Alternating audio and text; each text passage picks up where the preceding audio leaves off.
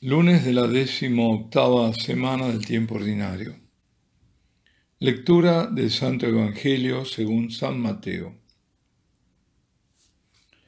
Después que la gente se hubo saciado, enseguida Jesús apremió a sus discípulos a que subieran a la barca y se la adelantaran a la otra orilla, mientras él despedía a la gente.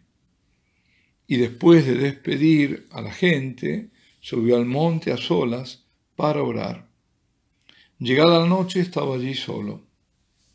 Mientras tanto, la barca iba ya muy lejos de tierra, sacudida por las olas, porque el viento era contrario. A la cuarta vela de la noche se les acercó Jesús andando sobre el mar. Los discípulos, viéndolo andar sobre el agua, se asustaron y gritaron de miedo, diciendo que era un fantasma. Jesús les dijo enseguida: «Ánimo, soy yo, no tengáis miedo». Pedro le contestó: «Señor, si eres tú, mándame ir a ti sobre el agua». Él le dijo: «Ven». Pedro bajó de la barca y echó a andar sobre el agua acercándose a Jesús. Pero al sentir la fuerza del viento le entró miedo, empezó a hundirse y gritó: «Señor, sálvame». Enseguida Jesús extendió la mano, lo agarró y le dijo: «Hombre de poca fe, ¿por qué has dudado?». En cuanto subieron a la barca, amainó el viento. Los de la barca se postraron ante él diciendo: «Realmente eres Hijo de Dios». Terminada la travesía, llegaron a tierra en Genesaret, y los hombres de aquel lugar, apenas lo reconocieron, pregonaron la noticia de por toda aquella comarca y le trajeron a todos los enfermos. Le pedían tocar siquiera la orla de su manto, y cuantos la tocaban quedaban curados. Palabra del Señor. Bueno, la primera cosa que notamos es que muchísimos elementos que nos presenta este pasaje, no los tocaré todos, sino algunos, ¿no?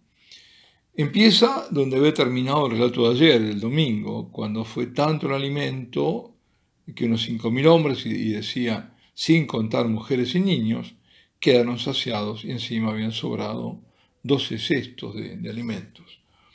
Era tanto, pero tanto con tan poco. Apenas todo comenzó con 5 panes y 2 peces. Ahora la pregunta es, ¿qué había provocado tal prodigio, un milagro tan grande? Bueno, la respuesta es una: el corazón de Jesús. Ese corazón compasivo que se conmueve por aquel gentío que lo sigue. Para el Señor, ellos no eran una masa anónima, sino personas concretas, cada una con sus necesidades.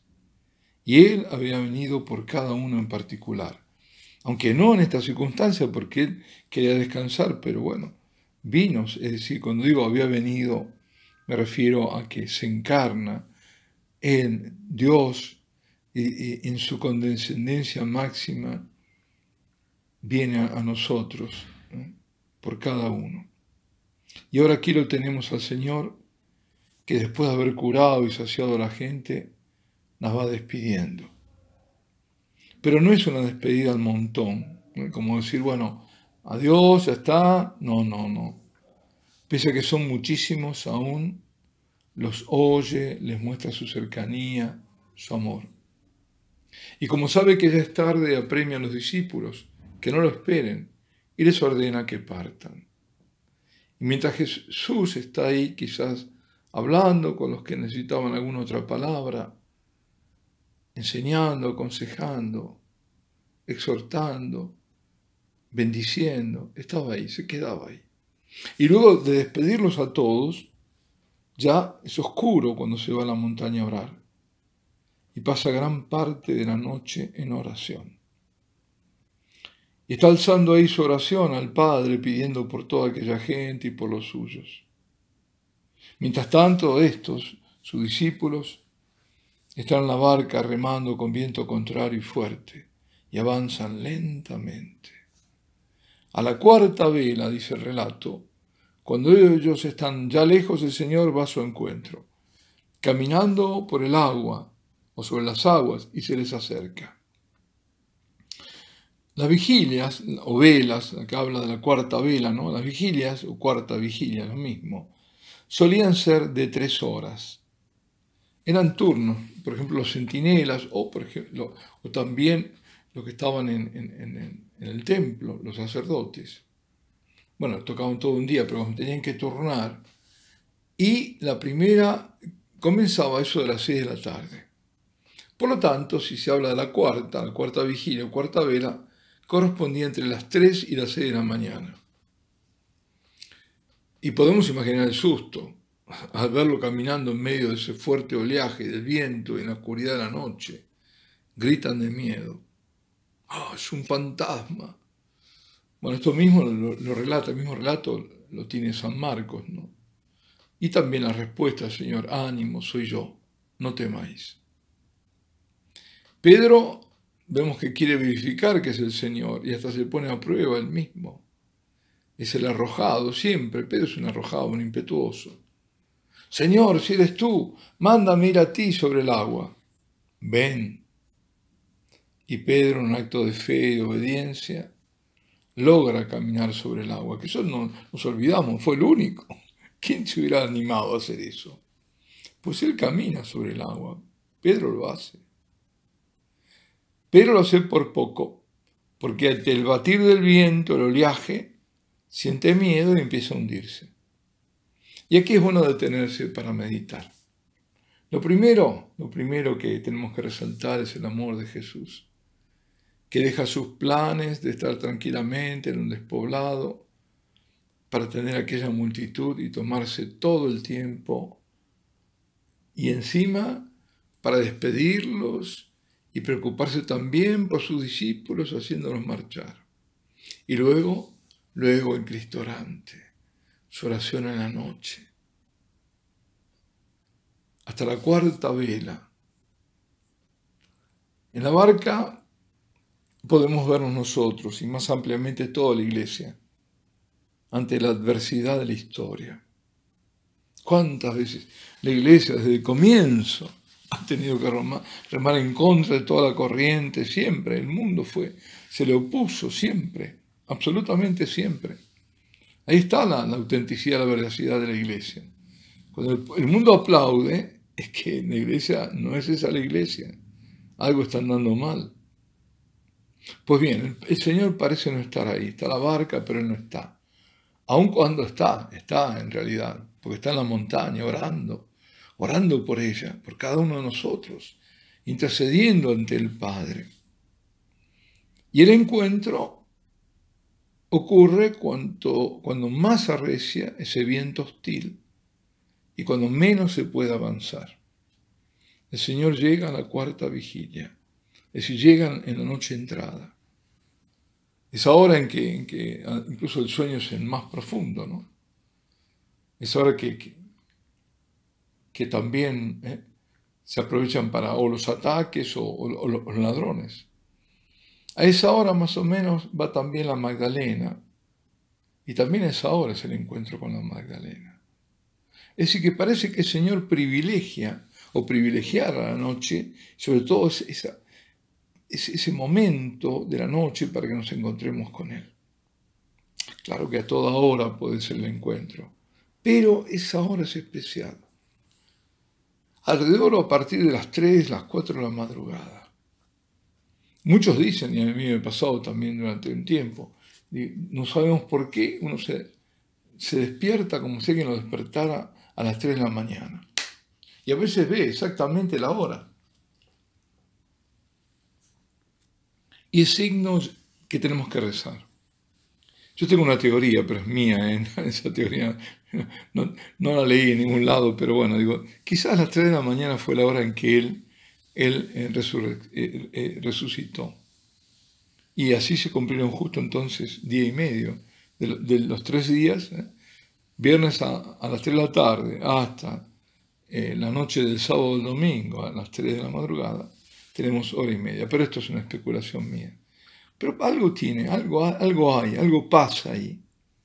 Bueno, recién cuando Jesús sube a la barca, ¿qué pasa? Viene la calma. Es decir, cuando estamos en medio de la adversidad y Jesús viene a nosotros, nos llega la paz. Más aún, el ejemplo de Pedro nos muestra que es la fe la que nos sostiene y que si decae la fe, nos hundimos. Nos hundimos. Pero no debe venir a menos la esperanza, porque si en ese momento, cuando nos entra el miedo, hacemos como Pedro, clamamos al Señor, Él nos realza, Él nos agarra, nos aferra.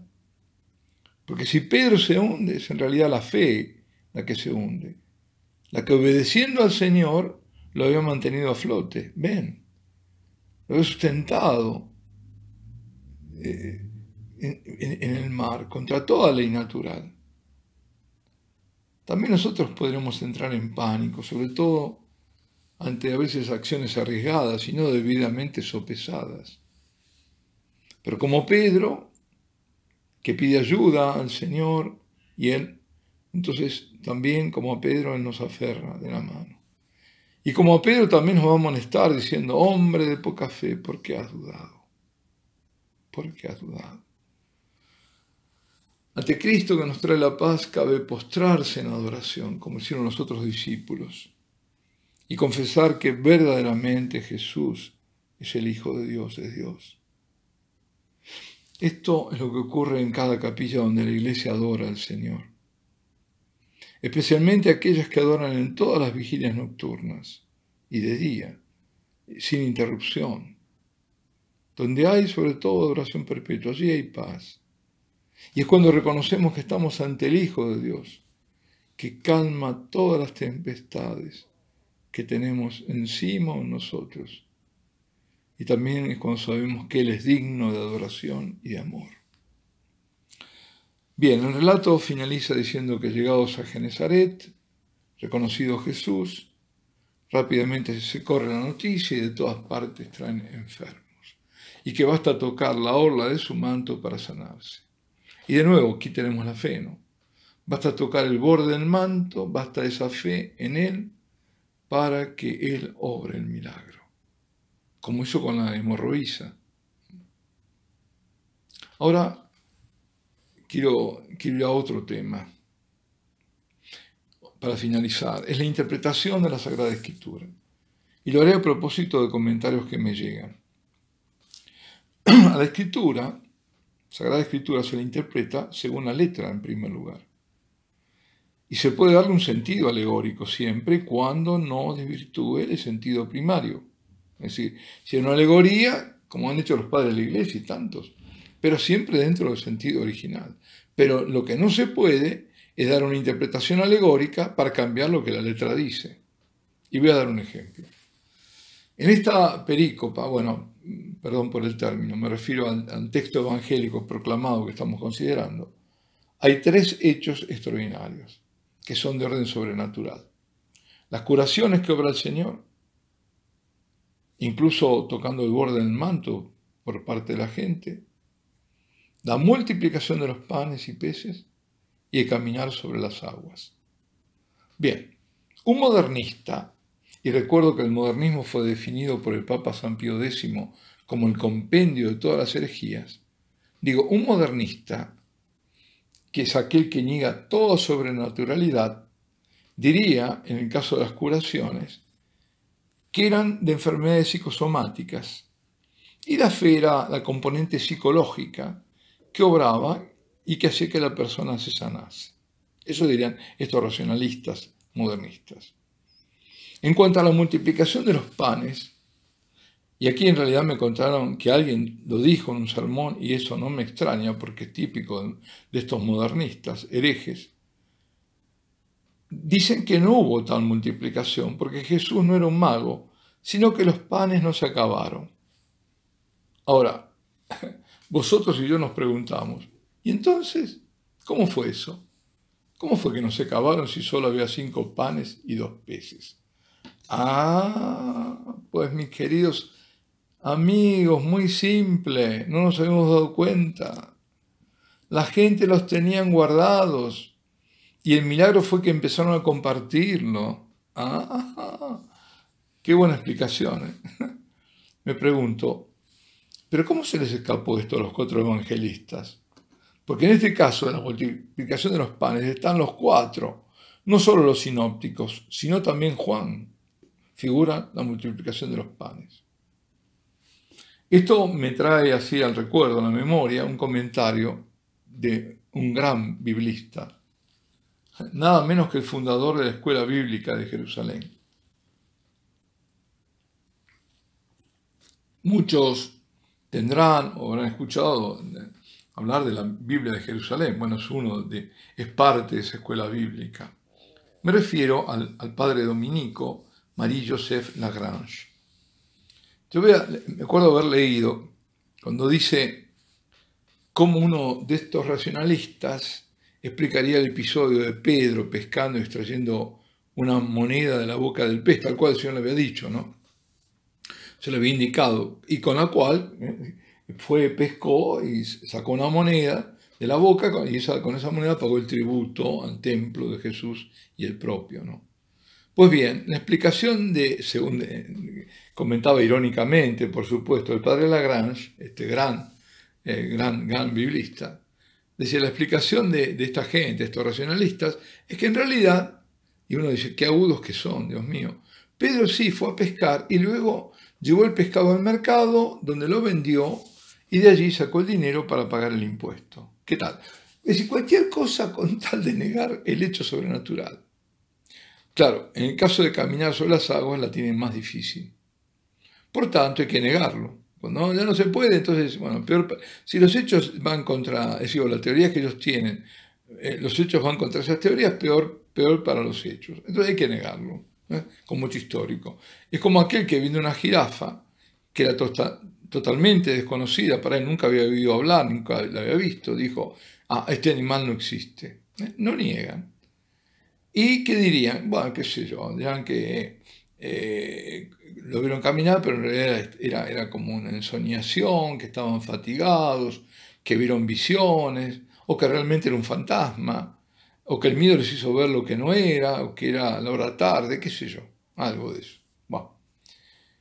El modernismo, queridos amigos, no es algo así anecdótico, el neomodernismo, lo estamos viendo por todos lados.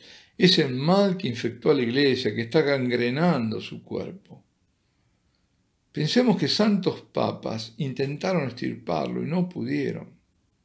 Se infiltró luego en el concilio, en el posconcilio, pero venían del siglo anterior. Mucho nos ha dicho, nos dice y nos dirá este Evangelio, cada vez que lo volvamos a leer con el mismo espíritu con el que se redactó. Porque ahí está la clave. Leer la Escritura en el espíritu, con el mismo espíritu. Y hoy y siempre la fe es fundamental. El Señor nos llama y llama a nuestra fe. Y si nuestra fe vacila, nos hundimos. Pero si esto ocurre y cuando ocurra, no desesperemos, sabiendo que si clamamos la ayuda del Señor, Él nos va a realzar. Y aprendamos a tocarlo con nuestra fe, sabiendo que su corazón es vulnerable, que se deja conmover y seremos sanados. Y postrémonos ante su presencia. Jamás le neguemos gestos de adoración, no lo permitamos. Ahora que nos quieren hacer, bueno, ya venían, esta profanación de la Eucaristía viene de lejos, pues no lo permitamos. Fuera el respeto humano, sí el santo temor de Dios. Llegamos a la experiencia, esta es la última exhortación, de encontrarnos con el Señor en la noche entrada, en la cuarta vela. Querido amigo, Él te está llamando para apaciguar tu corazón. Acudamos todos al Señor que entra la noche. Él nos hará pasar por encima de este tiempo caótico que está a las puertas. Alabado sea Jesucristo, sea por siempre bendito y alabado.